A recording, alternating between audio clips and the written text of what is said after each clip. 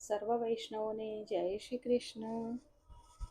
આપણે અગાઉ શું શીખ્યા હતા 110ના પાર્ટમાં કે 4 પ્રસંગોએ અસત્ય બોલો તો તે ક્ષમ્ય છે. કયા 4 પ્રસંગોએ? કોઈના વિવાહ વખતે, કોઈના વિવાહ થતા હોય ત્યારે અસત્ય બોલાય તો એ અસત્ય ક્ષમ્ય છે. બીજું, સ્ત્રીઓને વાત કહેવાના પ્રસંગે. ત્રીજું, પ્રાણ સંકટે. અને ચોથું, ગાય અને બ્રાહ્મણના રક્ષણ માટે. સંપત્તિનો સન્માર્ગે ઉપયોગ થાય પછી ગમે તેટલા વિઘ્ન આવે તો પણ મનને શાંતિ મળે છે. જીવ દગો આપે છે પરંતુ અણીના વખતે પ્રભુ દોડતા આવે છે. હું ભગવાનનો થઈશ, ભગવાન મારા થશે. એ પછી હું નરકમાં જઈશ, ત્યાં પણ ભગવાનને આવવું પડશે. હું જ્યાં જઉં ત્યાં ભગવાન આવશે. એવું કોણે કહ્યું હતું? બલિરાજાએ. તુકારામે કહ્યું છે કે ગર્ભવાસ થાય કે નરકવાસ થાય, પરંતુ જો મારો વિઠ્ઠલ મારી સાથે હોય તો હું ત્યાં જવા માટે તૈયાર છું.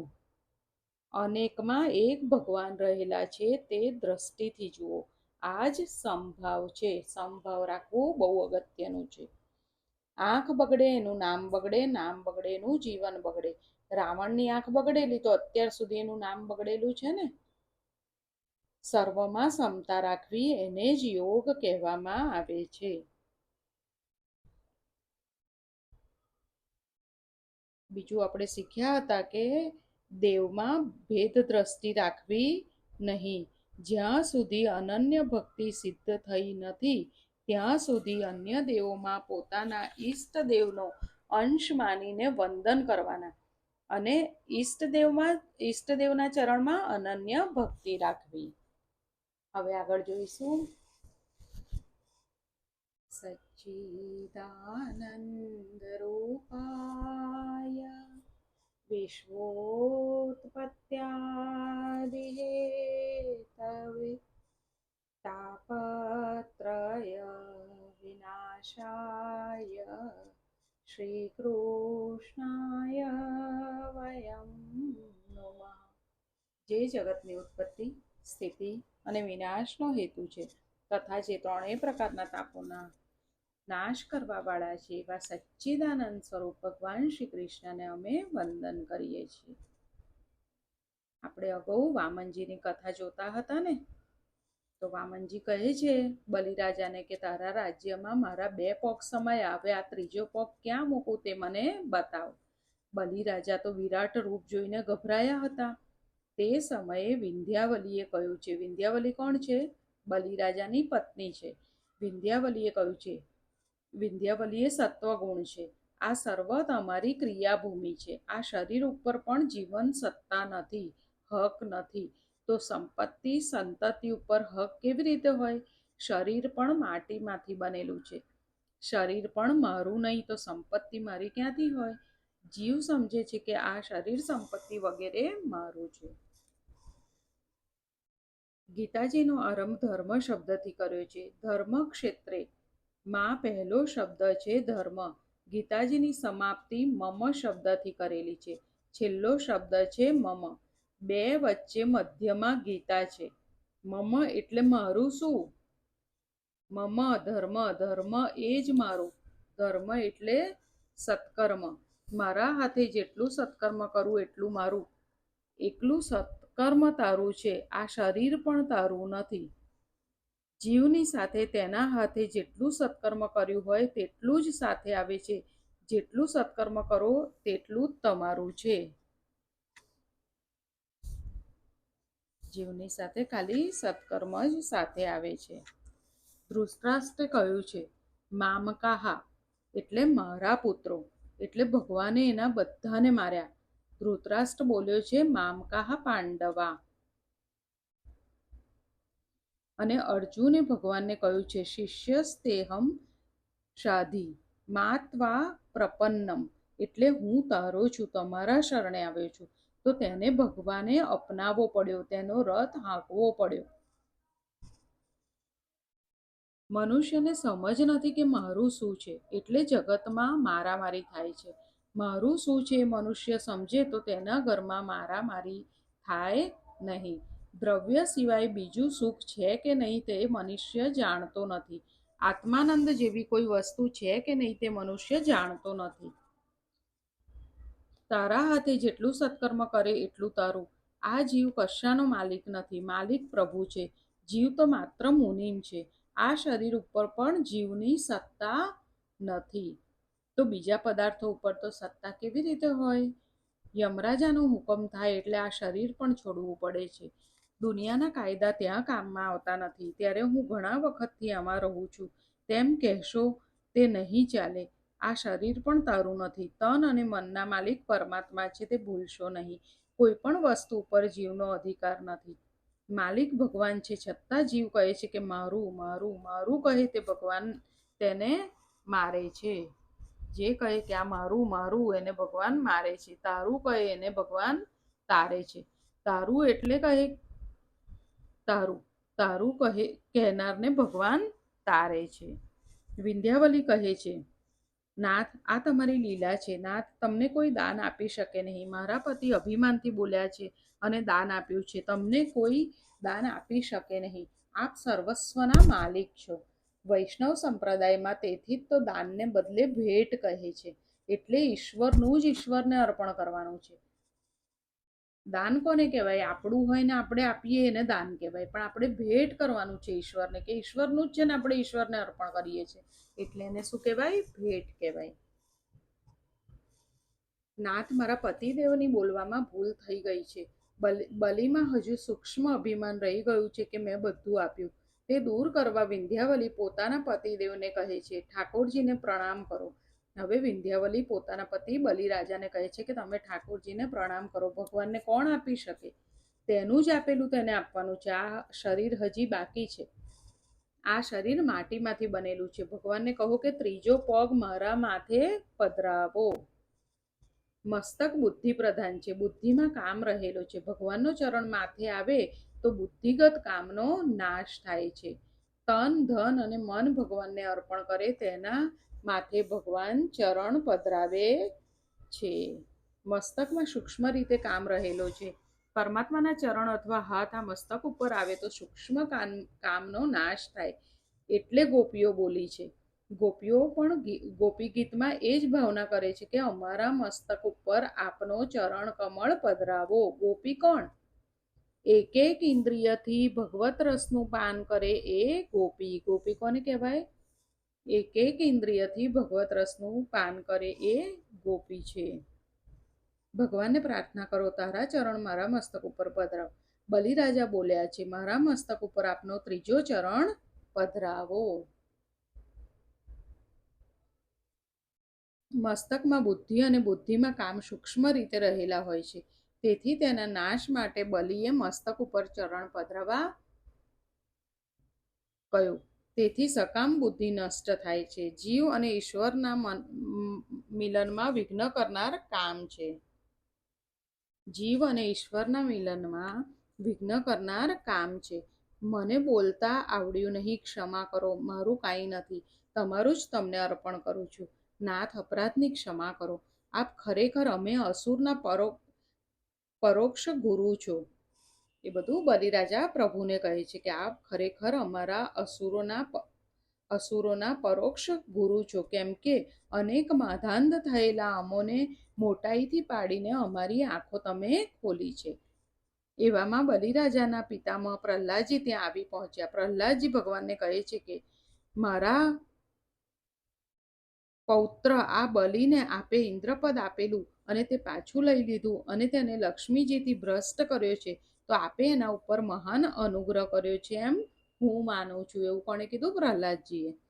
દાન આપનારમાં અભિમાન ન આવવું જોઈએ. જે વંદન કરે છે એ પ્રભુને બંધનમાં રાખે છે.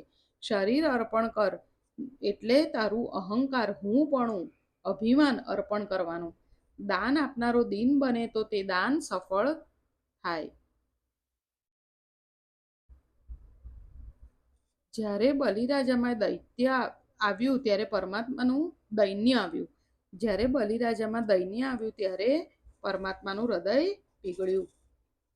બલિરાજાને કહ્યું, તે મને સર્વસ્વનું દાન આપ્યું છે એટલે હું તારો ઋણી થયો છું. દૈન્ય આવ્યું એટલે પરમાત્મા ઋણી થયા છે. સ્વર્ગનું રાજ્ય મેં ઇન્દ્રાદિકને આપ્યું, પણ પાતાળનું રાજ્ય હું તને આપું છું. હવે પ્રભુએ શું કીધું? સ્વર્ગનું રાજ્ય હું ઇન્દ્રને આપું છું, પણ પાતાળનું રાજ્ય હું તને આપું છું. આજથી હું તારા પ્રત્યેક દ્વારે પહેરો ભરીશ. બલિરાજાના કાનમાં ઈશ્વર છે, આંખમાં ઈશ્વર.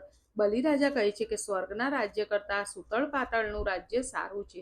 અહીં ભગવાનનું સતત સાન્નિધ્ય રહે છે. આ ચરિત્રમાં થોડું રહસ્ય છે. બલિ એ જીવાત્મા છે, એટલે આપણે પણ એક બલિ જ છીએ. બલિ એ જીવાત્મા છે, વામન એ પરમાત્મા છે. બલિરાજાના ગુરુ શુક્રાચાર્ય એટલે કે જે શુક્રની સેવા કરે છે, વીર્યનું રક્ષણ કરે છે, જે સંયમી છે, જેની બ્રહ્મચર્ય વગેરે રક્ષા કરે છે, તેને કોઈ મારી શકતું નથી. બલિરાજાને કોઈ મારી શકે નહીં. વામન ભગવાન પણ બલિરાજાને મારતા નથી. કંસ વગેરેને માર્યા, પણ બલિને મારતા નથી. કેમ? બલિ નિષ્પાપ છે. શુક્રાચાર્યની સેવા કરે છે તે સદાચારી છે. ભક્ત શુક્રની સેવા કરી બલિ બને ત્યારે ભગવાન આંગણે આવે છે. તમે બલિ થશો તો ભગવાન તમારા આંગણે આવશે. બલિ બળવાન છે, બળવાન જ ભગવાનના માર્ગે જઈ શકે છે. પરંતુ બળવાન કોણ? જે અંદરના શત્રુઓને મારે તે બળવાન કહેવાય. હવે અંદરના શત્રુઓ કયા છે? કામ, ક્રોધ, લોભ, મદ, મોહ, મત્સર. એને મારે એ બળવાન કહેવાય. અને જે બળવાન હોય તે ભગવાનના માર્ગે જઈ શકે. જીવાત્મા બલિ ખૂબ બળવાન બને તો પરમાત્મા તમારે ત્યાં આવે છે. શરીર બળ, બુદ્ધિ બળ, જ્ઞાન બળ કરતા પ્રેમ બળ સર્વથી શ્રેષ્ઠ છે. પ્રેમ બળ સર્વથી શ્રેષ્ઠ છે. પ્રેમ બળ આગળ બીજા બધા બળ ગૌણ છે. બલિ તે છે કે જે પરમાત્મા સાથે જ પ્રેમ કરે છે. સર્વ બળ કરતા પ્રેમ બળ અતિ શ્રેષ્ઠ હોવાથી પરમાત્મા સાથે જ પ્રેમ કરો. દ્રવ્ય બળ કે જ્ઞાન બળથી પરમાત્માને જીતી શકાતું નથી. પ્રેમ બળથી પરમાત્માને જીતી શકાય છે. પરમાત્મા સાથે પ્રેમ કરવો હશે તો જગતના પદાર્થો સાથે પ્રેમ છોડવો પડશે. પરમાત્મા સાથે પ્રેમ ત્યારે થાય કે જ્યારે જીવ જગતના સર્વ પદાર્થો સાથે પ્રેમ છોડે છે. પરમાત્મા સાથે પ્રેમ કરશો અને સંયમને વધારશો એટલે તમે બલિ થશો. ત્યારે વામન રૂપે ભગવાન તમારા ત્યાં આવશે. માંગતા ભગવાનને સંકોચ થયો છે, તેથી વામન થઈને આવ્યા છે. જીવ પ્રેમભાવ વધારે તો ભગવાન દુર્બળ થઈને આંગળે આવે. આપણે એટલો પ્રેમભાવ રાખીએ, એટલો પ્રેમ કરીએ પ્રભુને, તો ભગવાન દુર્બળ થઈને આંગણે આવે. કોઈ માજી કથા સાંભળવા નીકળ્યા, તેનો બાળક રડવા લાગ્યો. માં બાળકને રમકડા આપે છે તોય બાળક છાનો રહેતો નથી. માના કપડાં ખેંચે છે. બાળકને રડતો મૂકીને માતા કથા સાંભળવા જતી નથી. બાળકના પ્રેમ આગળ માં દુર્બળ છે. આગળ જતા દીકરો મોટો થાય અને દીકરો પરણે એટલે માનો પ્રેમ ભૂલી જાય છે. મોટો થયા પછી દીકરાનો પ્રેમ વિખરાય છે. એટલે હવે છોકરો કથામાં જવા ના કહેશે તો માં તેનું માનશે નહીં. હવે મારા પર તને પહેલા જેટલો પ્રેમ નથી. બાળક હતો ત્યારે બાળકનો 16 આની પ્રેમ મામાં હતો. તમે પ્રેમ બળ વધારશો તો તમે બલિ થશો અને પરમાત્મા તમારા આંગણે આવશે. જે સદાચારી અને પવિત્ર જીવન ગાળે છે તેને ત્યાં ભગવાન ભિક્ષા માંગવા આવે છે. જે સદાચારી અને પવિત્ર જીવન ગાળે છે તેને ત્યાં ભગવાન ભિક્ષા માંગવા આવે છે. પરમાત્મા આંગણે આવે ત્યારે 3 વસ્તુઓ માંગે છે. ભગવાન 3 પગલા પૃથ્વી માંગે છે. એટલે 3 પગલા પૃથ્વી એટલે શું? તન, મન અને ધન માંગે છે પ્રભુ.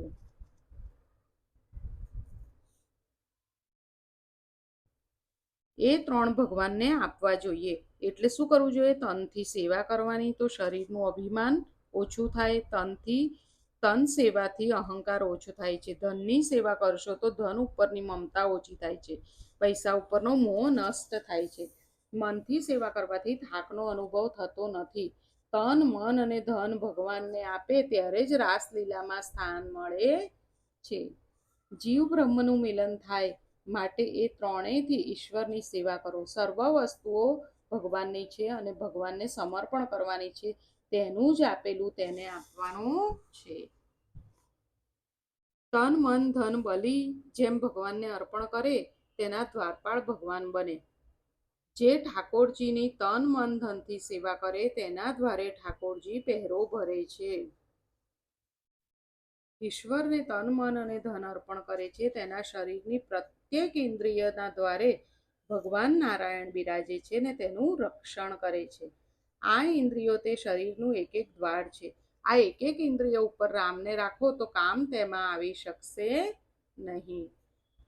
પરમેશ્વરને જે તન મન ધન અર્પણ કરે તેના શરીરનું તેની દરેક ઇન્દ્રિયોનું ભગવાન રક્ષણ કરે છે. તન મન ધનથી ઈશ્વરની સેવા કરો તો તમારી એક એક ઇન્દ્રિયના દ્વાર ઉપર ભગવાન પહેરો ભરશે. એના કાનમાં કનૈયો, એની આંખમાં કનૈયો, એના હૈયામાં કનૈયો રહેશે. 3 પગ પૃથ્વીનો બીજો અર્થ છે સત્વ, રજ અને તમ. એ ત્રણેય ગુણો ઈશ્વરને અર્પણ કરો. શરીરથી ભગવત સેવા ખૂબ કરશો તો તમોગુણ ઓછો થશે. ઈશ્વર સેવામાં ધન ખૂબ વાપરશો તો રજોગુણ ઓછો થશે. તન ધન આપો પણ મન આપશો નહીં તો પરમાત્મા રાજી થશે નહીં. તનથી સેવા થાય પણ મનથી ન થાય તો સેવામાં આનંદ આવતો નથી. મનથી ઈશ્વર સાથે સંબંધ જોડવાનો છે.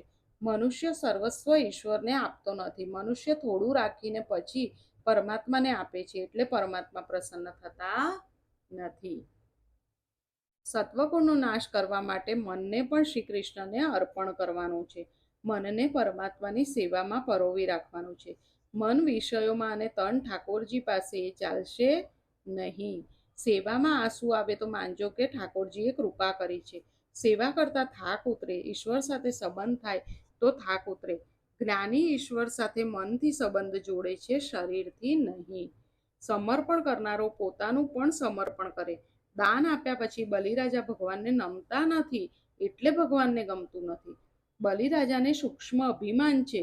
મનમાં થોડી ઠસક હતી કે મેં ઘણું આપી દીધું છે. સમર્પણ કર્યા પછી દૈન્ય દીનતા આવી નહીં. કરવાનું બધું વિધિપૂર્વક પણ માનવાનું કે મેં કાંઈ કર્યું નથી. ભગવાનને કહેવાનું કે નાથ, હું મંત્ર રહિત, ક્રિયા રહિત, ભક્તિ રહિત છું. મારી કંઈ ભૂલ થતી હોય તો મને ક્ષમા કરજો. મારા કર્મને પરિપૂર્ણ માનજો. સત્કર્મ કર્યા પછી દૈન્ય ના આવે તો સત્કર્મ ફળતું નથી, કર્મ બાધક થતું નથી. પણ કર્મ મેં કર્યું છે તેવો અહંકાર કર્મમાં બાધક છે. હું કાંઈ કરું છું, હું જ્ઞાની છું એવો અહંકાર થાય તો પ્રભુ ઉપેક્ષા કરે છે. હૃદયથી નમશો તો ભગવાનને ગમશો. બલિમાં દૈન્ય આવ્યું એટલે સેવ્ય સેવક બન્યા છે. ભગવાન પહેરો ભરવા માટે તૈયાર થયા છે. આજે અહીંયા સુધી રાખીએ. ફરી જલ્દી મળીશું. એ પહેલાં આજે આપણે શું શીખ્યા ફરીથી જોઈ લઈએ. આજે આપણે શીખ્યા કે જીવની સાથે તેના હાથે જેટલું સત્કર્મ કર્યું હોય તેટલું જ સાથે આવે છે.